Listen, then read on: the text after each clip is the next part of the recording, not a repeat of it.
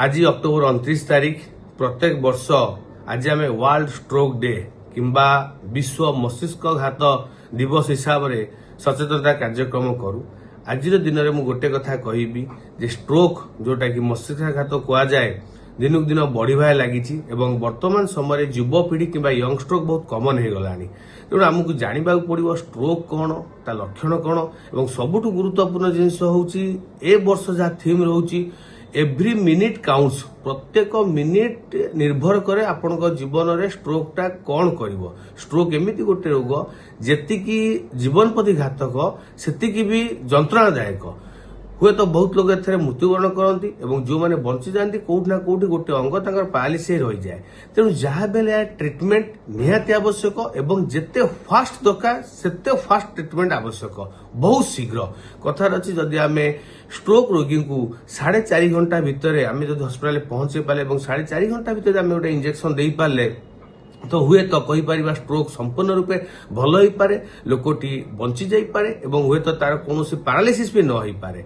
तेणु सबू minute matter करे। तेणु जो भी आप देखुंत पाखे क्या स्ट्रोक सिम्पटम देखा तो इमिडिएट गोटे स्ट्रोक सेंटर किंबा जो गोटे न्यूरोलोजी सेंटर थी कि न्यूरोलोजिस्ट थे सेठी सांगे सांगे जाए आप डॉक्टर को परामर्श करंतु और सांगे सांगे निज ट्रिटमेंट बहुत जल्दी आरंभ कर दिंतु। से कहुए वर्ष जहाँ थीम रही एव्री मिनिट काउंट्स। एवं जदि मुझे कहबी स्ट्रोक लक्षण कौन केमी आप जानवे गोटे वार्ड मन रखिए जोटा आम बी फास्ट बोली कही था सेटा सब बेल मन रखिए केबे भूलिबेनी।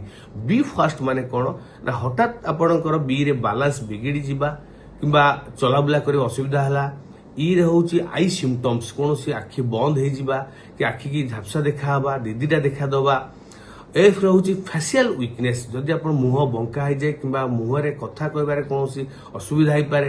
ए रोचे आर्म आप गोटे हाथ दुर्बल हो कि गोटे गोड़ लोक गोटे गोड़ दुर्बल हो हठात बधिरा कालुआ हो। एस रोचे स्पीच कथा कहबार असुविधा हवा कथा न कही पार कि खने खने कथाटा करवा ए सब स्ट्रोक सिम्पटम्स हो पाए। तेणु बी फास्ट टी माने हूँ टाइम टाको सेव करके यथाशीघ्र आप हस्पिटाल डाक्तर को परामर्श करंतु। तेणु सेटा ही ए वर्ष थीम एव्री मिनिट काउंट्स एवं युवपीढ़ी गोटे मोर उपदेश रजिका समय युवपीढ़ी स्ट्रोक संख्या बढ़िबा लगी से सतर्क हूँ सचेतन हूँ। आज stroke day world stroke day समस्त जनसाधारण मानू यहाँ मो बार्ता रही।